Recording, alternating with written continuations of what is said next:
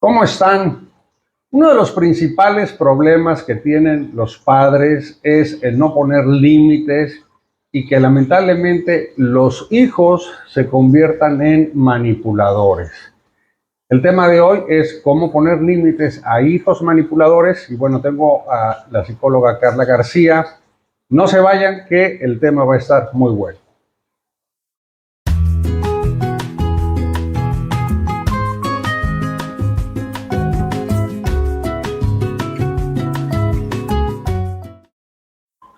¿Cómo están? Pues aquí estamos de vuelta, Carla. Bienvenido. Qué gusto, El muchas gusto gracias. de tenerte aquí como siempre.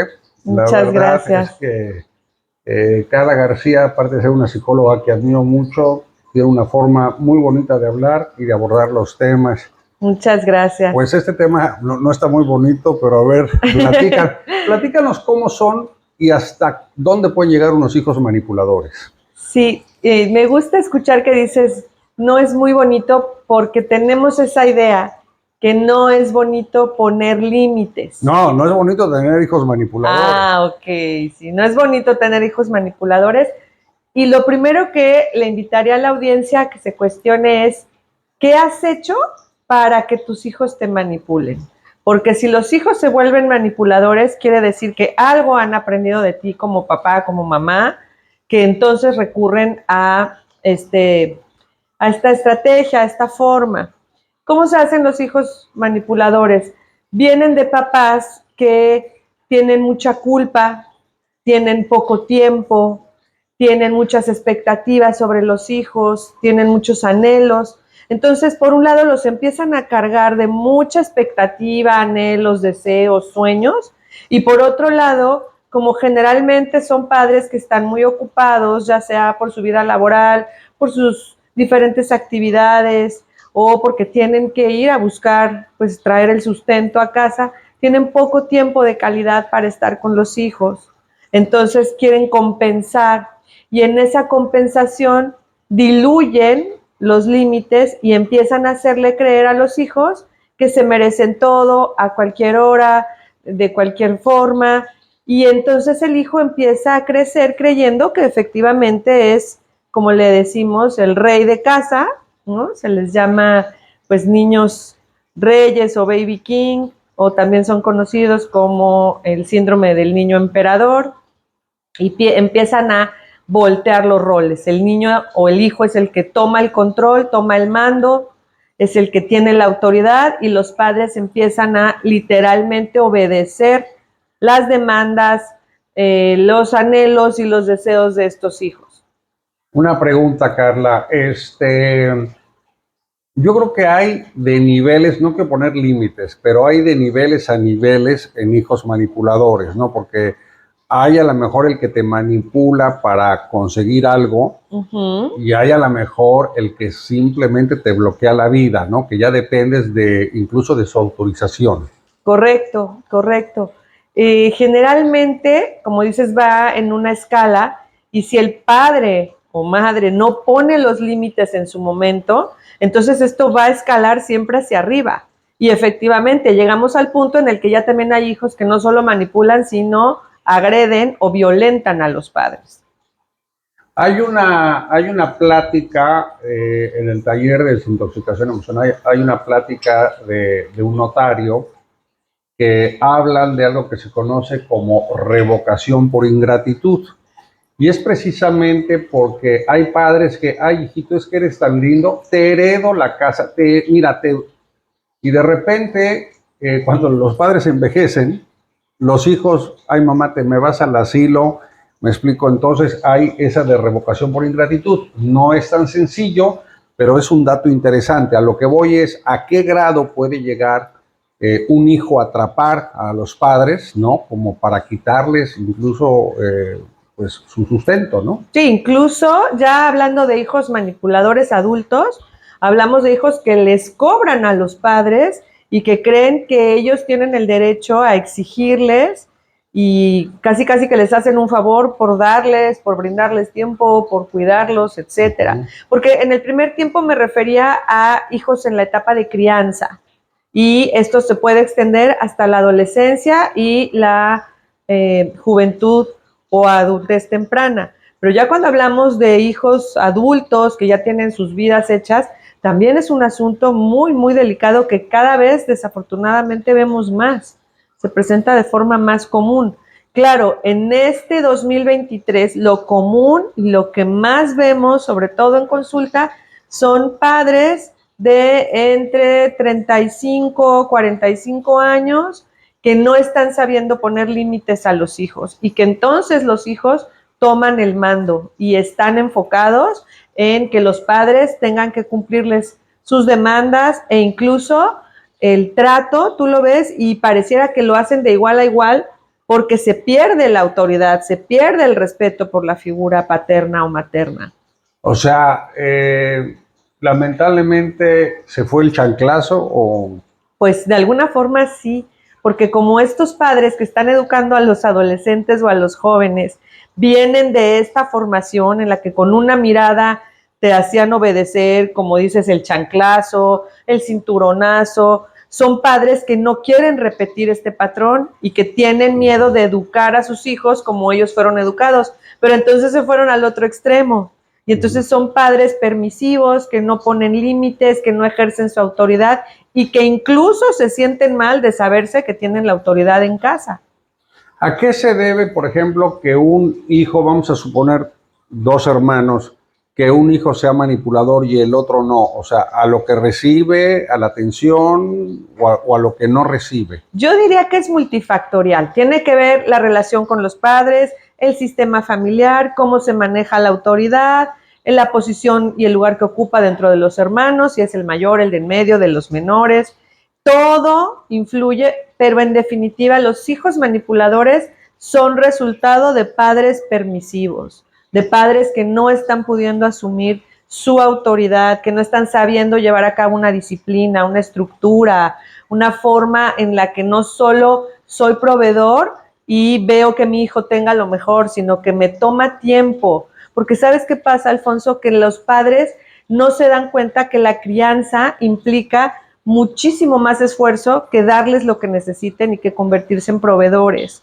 Implica esfuerzo, implica tiempo, implica tolerar la frustración, implica estar al cuidado, implica muchísimas cosas que entre tantas ocupaciones los padres ya no le dan el tiempo, ya no, y no porque a veces no quieran, sino porque no pueden, porque tienen que atender el negocio, porque tienen que atender el trabajo, porque tienen otras actividades. Entonces eso hace que los hijos vayan creciendo pues un poco sin presencia, a cargo de las nanas, a cargo de la tableta, a cargo del videojuego, a cargo del vecino, de la abuela. Entonces tenemos un descontrol tremendo. Quisiera abordar un tema que lamentablemente ha pegado a muchas partes del mundo, a muchos países, pero voy a hablar de México, la delincuencia. ¿Qué relación ves entre los jóvenes que se convierten en delincuentes? O sea, empezaron así, se volvieron así, o sea, yo creo que hay un momento como que ya no les dieron, pues se fueron y lo buscaron afuera, ¿no? O sea, ¿qué pudieras decir de eso? Sí, y tocas un punto álgido, porque lamentablemente el crimen organizado cada vez entiende mejor cómo detectar estos perfiles y de alguna manera poderlos reclutar. Órale. Ojo con lo que acaba de decir. Este es un tema muy delicado. El crimen organizado detecta a muchachos que, no te dieron tus papás, vente, te damos. O sea, sí existe eso. Sí, por supuesto. Te iba a comentar que tengo el caso de alguien cercano, un hijo de familia, sus padres pues trabajando la mayor parte del día, escuela privada, atendido, querido, amado, pero muy descuidados en los tiempos libres para estar con el chico. Entonces él pues encontró que era una buena forma salirse en la madrugada de casa. Entonces sus padres se dormían, él salía a las 12 de la noche, se la pasaba toda la madrugada, a las 5 o 6 de la mañana regresaba a casa y pues en ese inter, en la madrugada, un chico solo pues se puede encontrar con muchas situaciones. Se encuentra con gente que está reclutando, como te digo, este tipo de perfiles y pues les resulta muy atractivo tener la libertad de hacer todo lo que quieran, Y el dinero fácil, ¿no? Y con ello el dinero fácil, por supuesto.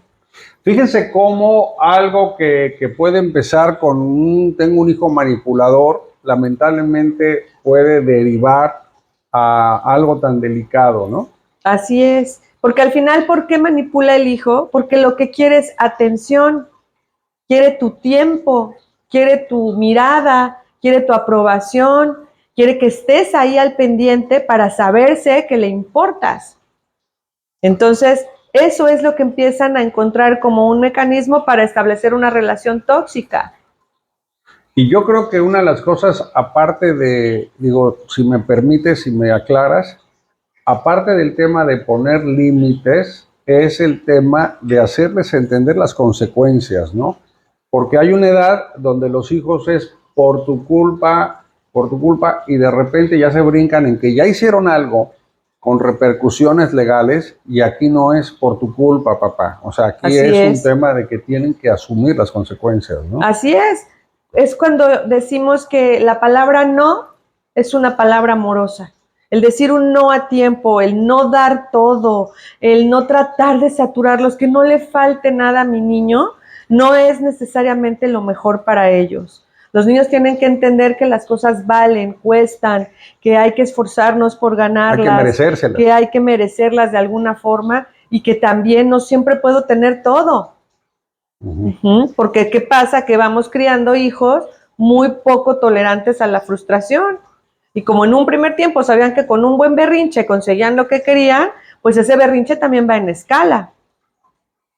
A mí me impactó hace meses, quizás un año, una noticia de un delincuente que en una balacera lo matan y me impactó ver a la madre que entraba entre la policía y todo a abrazar al chico muerto y la madre decía, es que es mi hijo, es que mi hijo no era así, no era así. Híjole, caray, yo creo que eso es lo peor para un padre cuando no abrimos los ojos, cuando no aceptamos si tienen un problema de adicción, si tienen un problema de conducta, si tienen un problema de malas amistades también, y nos cegamos, ¿no? Y luego cuando vienen las consecuencias, es que mi hijo no era así, ¿no? Ahora, tocas un punto muy importante, malas amistades. Yo ahí les diría, tu hijo se va a reunir con los que son iguales a él. Es decir, por algo le llama la atención esa mala amistad. Porque algo tiene atractivo que a él o a ella le resulta interesante.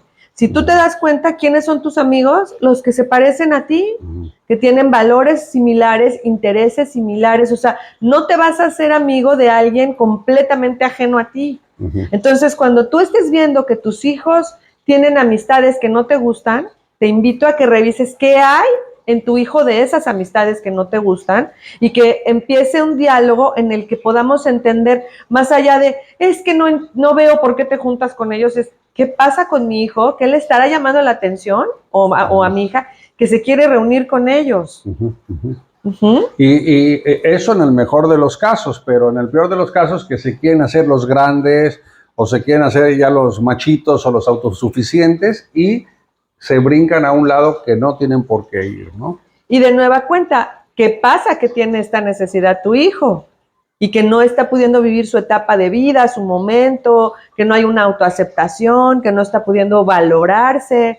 Entonces, vuelvo a insistir, la crianza es un proceso en el que necesitamos brindar no solo un estímulo a la inteligencia cognitiva, sino también a la inteligencia emocional, que les enseñes cómo tomar buenas decisiones, cómo manejar crisis, cómo enfrentar situaciones estresantes, cómo poder comunicar sus sentimientos. Todo esto nos va a ayudar a que incluso los límites sean bienvenidos por tu hijo o por tu hija y que puedan crecer en un sistema de armonía y de equilibrio. O sea, que no lo vean como castigo, sino como educación en ese caso. Correcto, ¿no? y lo dices muy bien. Una cosa es castigo y otra cosa es consecuencia. El castigo no sirve.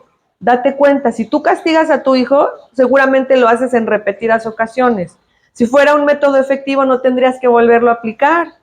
Pero ¿qué pasa? Que no estamos habituados a dar consecuencias a las acciones. ¿Y qué necesitan los hijos? Claridad. no tener incertidumbre, sino por el contrario, certeza. Si tú le dices, mira, si tú actúas de esta manera, lo que va a ocurrir es esto otro. Y si no haces esto, esta va a ser la consecuencia. Y si haces esto, esta va a ser la consecuencia. Los hijos lo van a tener claro. Entonces, cuando venga dicha consecuencia, van a saber qué esperar y es algo que va de manera lógica o, como dirían actualmente, orgánica. Porque ya sabe que si yo como de más, pues mi tendencia va a ser a lo mejor a sobrepeso. Si yo no duermo bien, pues mi tendencia va a ser a que quiera estar usando algo que me despierte. Y en un principio tal vez va a ser café y después voy a buscar cocaína para que me mantenga activo. ¿Me explico? Entonces, es un principio simple. A toda conducta hay una consecuencia. Si las clarifico y las establezco y todos dentro de la familia trabajamos para ello, el sistema familiar va a crecer, como yo les digo, hacia arriba como los árboles, no para abajo como las papas, que crecen todas amorfas y digamos que hay un decrimiento. Ahora, en tu experiencia, y sobre todo que tienes casos muy presentes, ¿en qué edades y cuáles son las formas de poner límites? O sea, si hablamos de niños, si hablamos de adolescentes, de adultos, o sea, ahora sí que diles cómo se puede. Es una muy buena pregunta. Yo diría que desde que empieza la crianza, los primeros 5 años de vida son básicos para que el bebé que se va a convertir en niñito o niñita aprenda hasta dónde. Si tú recuerdas con tus hijos, había una etapa en la que están midiendo y también tú estás viendo hasta dónde puede llegar. En situaciones de ponerse en peligro, en que le dices no agarres y agarra, en que no te lo voy a comprar y te lo acabo comprando porque no quiero el berrinche en la caja del súper, ¿sí? Entonces, los primeros 5 años de vida, tal cual como decía Freud, me parece que son fundamentales. A partir del año número 6 hasta que terminan primaria, más o menos, alrededor de los 12, o sea, otros 6 años, ya estás ayudándole a que pueda aprender habilidades suaves o soft skills que son relacionadas a la inteligencia emocional y que van a ir de la mano acción, consecuencia, acción, consecuencia. Elimina los castigos. En verdad, los castigos no sirven. Ese es un tema, perdón que te interrumpa, ese es un tema interesantísimo porque estamos acostumbrados al te voy a castigar. No, el tema es, a ver, compadre, esta es la consecuencia de, ¿no? Sí, y lo difícil para ti como papá o mamá es ser firme y mantenerte, porque ¿qué pasa? Ay, pobrecito, velo, ya lleva 3 fines de semana encerrado, no, pues que sí vaya a la fiesta, pero ¿qué pasó? Que entonces tú ya no le cumpliste. Entonces, ¿quién está perdiendo su autoridad? Pues claro, tú, al no poderte mantener firme. Y después viene la preadolescencia y la adolescencia.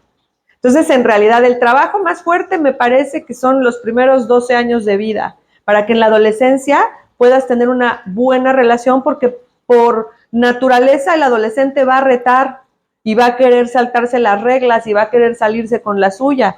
Pero si tiene claro hasta dónde puede llegar, va a haber un punto en el que va a saber. A mí me sorprende, yo con mis amigos teníamos muy claro que a los adultos se les hablaba de usted, que les teníamos cierto respeto, que no podías burlarte enfrente de ellos, aunque lo hicieras detrás. Y hoy en día veo chicos de 12, 13 años que no les importa esto, que ni lo tienen como en su chip y que además toman una actitud muy de igual a igual. Y no quiero decir que no seamos iguales, pero sí quiero decir que hay una jerarquía y una autoridad como adultos, nos guste o no. Miren, se están rompiendo, yo creo que está pasando una cosa en la humanidad, se está rompiendo la falta de valores, la falta de educación, eso de que, ay, es que quiero que me respetes, sí, pero no respetas. O sea, lo cierto es que estamos atravesando una crisis de valores tremenda. Y algo que yo quisiera tocar también, porque pasa seguido, es cuando los padres se contraponen uno con el otro porque el hijo manipula. Sí. O sea, se da el caso de que yo digo no y el hijo va con la mamá y no, mamá, es que mi papá, digo, sobre todo los que están separados, están divorciados, es un problema. Lo peor que puedes hacer, y lo digo con afecto, con respeto y por experiencia personal, es romper comunicación con tu contraparte. Si el hijo te contrapuso, perdóname, pero si tú rompes la comunicación con tu contraparte, no van a ayudar, porque a veces pueden ser mentiras, ¿no? Del hijo, ¿no? Y ¿sabes qué pasa, Alfonso? Que yo digo, se agarran a hijazos.